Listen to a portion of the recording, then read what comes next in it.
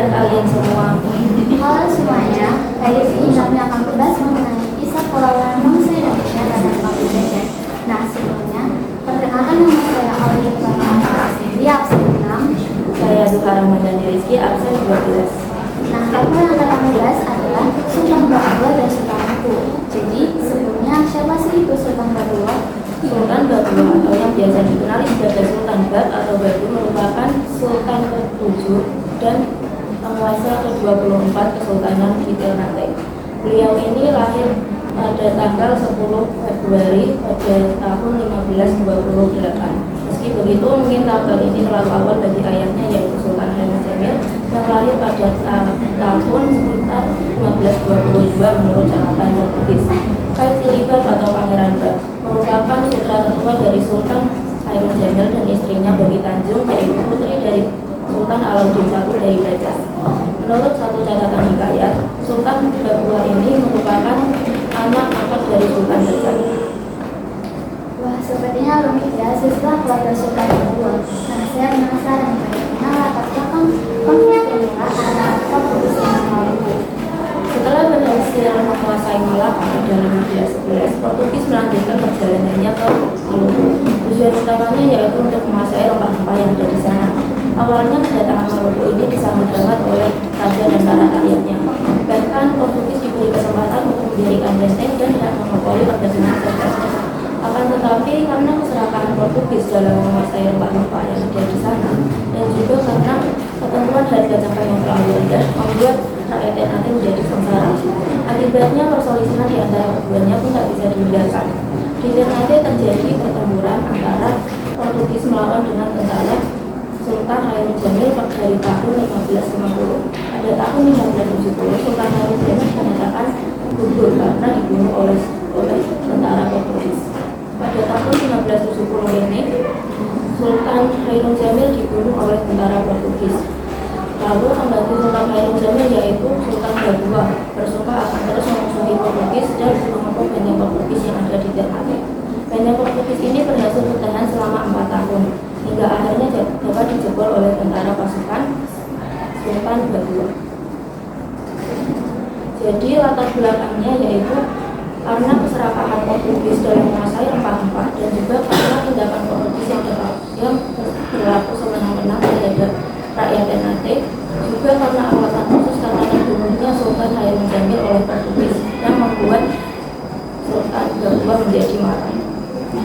Lalu apa sih itu? Apa strategi yang dilakukan oleh Portugis saat menyerang Indonesia pada saat itu? Pada tanggal 25 Februari tahun 1570, Kapten Diogo Lopes Lemos Quita mengajak Sultan Hairun ke kediamannya untuk sebuah jamuan. Sultan Hairun datang untuk membahas sesuatu hal yang sangat serius dan datang secara seorang diri. Martin Alfonso Pimentel, keponakan dari sang Kapten Diogo pada saat itu ditugaskan untuk menjaga sisi jalan gerbang. Saat Sultan Hairun hendak keluar, Pimentel tiba-tiba menikam Sultan Hairun dari belakang menggunakan belati. Karena penikaman tersebut, Sultan Hairun pun dinyatakan gugur pada saat itu. Lalu apa sih strategi pembalasan yang dilakukan oleh Sultan Bakulah dalam menghadapi Portugis? Selama berjuang, Sultan Bakulah sangat berhati-hati. Dia tak langsung menyerang benteng Gangwang yang pada saat itu menjadi basis Portugis di Maluku. Sebab menurut para informannya, di sana masih terdapat kaum perempuan, anak-anak, dan penduduk sipil. Karena mempertimbangkan keselamatan mereka, Sultan Bakulah pun bingung untuk memulai penyerangan. Dia lebih memilih untuk mengepung area luar benteng Gangwang dengan menutup semua akses baik jalan dan distribusi bahan makanan. Strategi yang digunakan oleh Sultan Bakulah adalah strategi perang soya-soya, yang artinya pembebasan negeri. Untuk keperluan ini, Sultan Bakulah mengirimkan 2.000 armada kapal, kora-kora, dan 120.000 prajurit. Pada tahun 1571, Sultan Bakulah juga mengirimkan 5 armada kapal dan 500 prajurit ke wilayah Ambon. Armada ini dipimpin oleh Kapital Bohomi dan Kapital Kalangengko. Misi utama mereka adalah mengusir Portugis secara berangsur-angsur dari wilayah Maluku. Mereka pun berhasil merebut wilayah Bulu, Kitu, Islam, dan sebagian Teluk Tomini. Strategi perang Soya-Soya itu apa sih? Strategi perang Soya-Soya adalah strategi yang digunakan oleh Sultan Bakullah dengan cara menyerbu sisi luar Benteng Gangmango yang pada saat itu menjadi basis Portugis di Maluku pada tahun 1570 hingga 1583 selama 5 tahun terakhir pada akhir abad ke-16. Lalu bagaimana akhir kisah dari peristiwa tersebut? Pada 1571, armada di Ternate dengan 6 armada kapal Tora menyerbu Ambon. Armada ini dipimpin oleh Kapitan Kalasinga. Tentara Portugis yang pada saat itu dipimpin oleh Sancho de Vasconcelos bersusah payah mempertahankan benteng-benteng mereka. Pasukannya kehilangan kekuasaan di atas laut atas perdagangan cengkeh. Pada tahun 1575, tanah milik Portugis yang berada di Maluku berhasil direbut oleh Ternate. Hanya tersisa São João Batista yang masih dalam pengakuan. Hingga akhirnya Portugis pun memilih menyerah.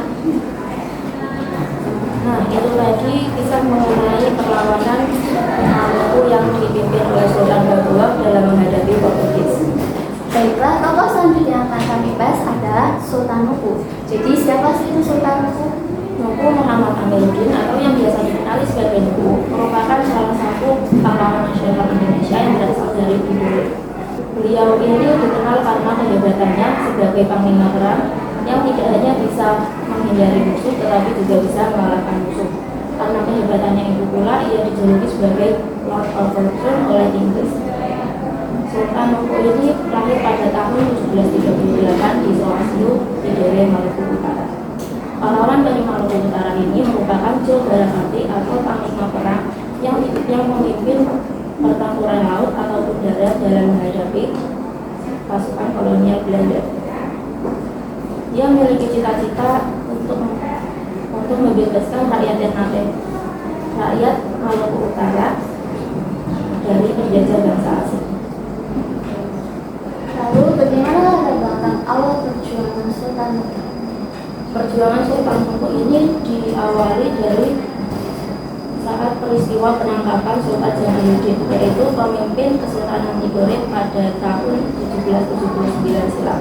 Asalnya pada masa itu Belanda ingin membantu kerjasama dan mendirikan kantor perdagangan di Tidore, tetapi tidak diperbolehkan oleh Sultan Jamaluddin. Akibatnya Sultan Jamaluddin pun ditangkap dan diasingkan ke Batavia oleh Belanda. Dengan diasingkannya Sultan Jamaluddin ke Batavia, maka Kesultanan Tidore membutuhkan pemimpin yang baru, yaitu Sultan Nuku. Berdasarkan dari tradisi Kesultanan Tidore yang berhak menggantikan yang berhak memimpin yang berhak menjadi raja yang baru yaitu berdasarkan dari silsilah. Maka dari itu yang berhak menjadi pemimpin yaitu Sultan Nuku. Akan tetapi Belanda tidak setuju apabila Sultan Nuku diangkat menjadi pemimpin yang baru. Akibatnya akhirnya Belanda mengangkat Sultan Jamaluddin adiknya Sultan Nuku sebagai pemimpin yang baru. Wah, sangat supaya jika kita berada di posisi Sultan Nuku pada saat itu. Lalu apa sih strategi yang dilakukan oleh Sultan Nuku dalam menghadapi Belanda? Selama melawan Belanda, Sultan Nuku menggunakan siasat yang paling sering digunakan oleh bangsa Belanda itu sendiri, yaitu siasat Divide and Impera. Sultan Nuku juga menggunakan siasat pecah belah. Ia mempengaruhi orang-orang Inggris untuk mengusir orang-orang Belanda. Setelah rencananya berhasil, ia pun menghajar orang Inggris secara habis-habisan. Setelah perlawanan yang berhasil dilakukan oleh Sultan Nuku, ia pun mendapatkan perlengkapan perang yang sangat lengkap dari orang-orang Inggris dan digunakannya untuk melakukan perlawanan dengan Belanda. Alhasil Sultan Nuku pun berhasil memenangkan perlawanan melawan Belanda. Siasat Divide and Impera itu apa sih?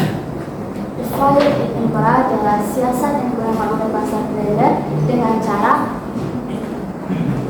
merebut kekuasaan dengan membuat kelompok besar menjadi kelompok yang lebih kecil agar lebih mudah untuk dimusnahkan. Lalu bagaimana akhir kisah dari peristiwa tersebut? Pada tahun 1801, Sultan Empu berhasil membuat Belanda membebaskan wilayah Ternate dari cengkraman Belanda. Sultan Empu dinyatakan wafat pada usia 67 tahun pada tahun 1803. Nah, itu tadi merupakan kisah dari Sultan Babulat dan Sultan Empu. Sekian dari podcast kami, semoga bermanfaat. Wassalamualaikum warahmatullahi wabarakatuh.